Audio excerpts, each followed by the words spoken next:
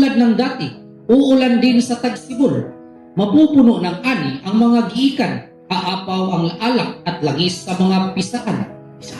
Ibabalik ko ang lahat ng nawala sa inyo ng pinsalain ng katakot-takot na balang ang inyong mga pananim. Ako ang nagpadala ng hukbong ito laban sa inyo. Magkakaroon kayo ngayon ng saganang pagkain at kayo'y mabubusog. Pupurihin ninyo si Yahweh na inyong Elohim na gumagawa ng mga kahangahangang bagay para sa inyo. Hindi na muli pang kukutyain ang aking bayan.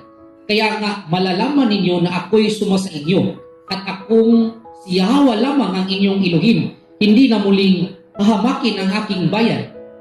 Pagkatapos ito, ipagkakaloob ko ang aking espiritu sa lahat ng tao. Ipahahayag ng inyong mga anak na lalaki at babae ang aking mga mensahe. Magkakaroon ng mga panaginip ang inyong matatandang lalaki at makakakita ng mga pangitain ang inyong mga kabataang lalaki.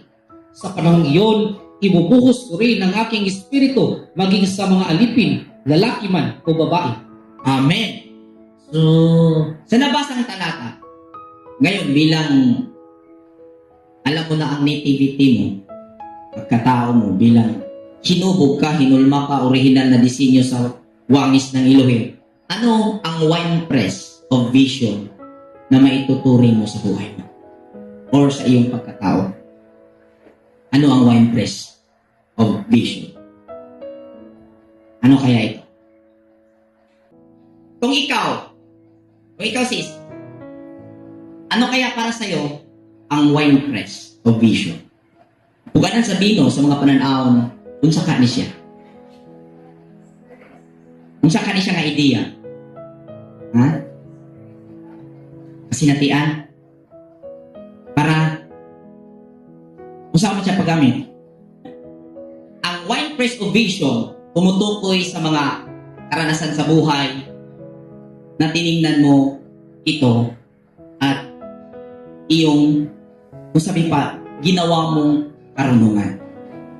Lahat ng dinaanan mo sa buhay, simulang ikaw ay magkamalay, kung ngayon ay ikaw nakakaalam na bilang kawangis ng Elohim, alam mo na yung nativity mo. Lahat ng nakaraan mo, balikan mo, i-turn mo into wisdom. Siksik ka ng karunungan sa mga aral na ito.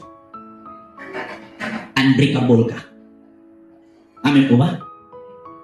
Yan po ang winepress of vision. Ang pukanan sa